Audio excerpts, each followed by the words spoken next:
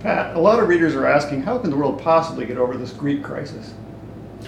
Well, that's the question. Doesn't really matter so much as how it will do it. We know it will do it. This crises come and go, and somehow the world always manages to get out of them. I guess you could say, well, there was the fall of the Roman Empire, yeah, but that took hundreds of years. World War II, well, sure, that another situation. I don't think we'll see a repeat of that.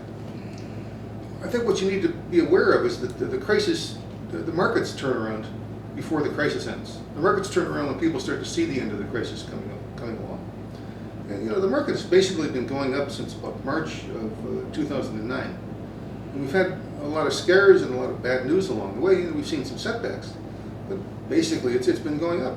And it could continue like that for some time. And I think by the time the Greek crisis seems to have gone away and Ireland and Italy and Spain are back on their feet, it may turn out that will mark a peak in the market. It may turn out that when it often does, that when everything looks good, that's the time when you need to worry.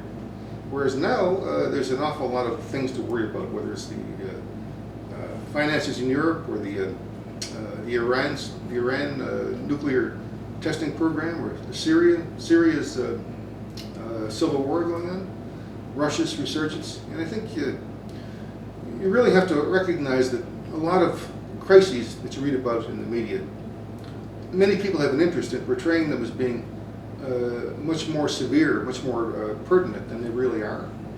So you really can't go by media coverage, and you can't go by extrapolating what might come from one thing to the next to the next. What you really got to do is take a broader view, see to yourself, is there anything good going on in the world?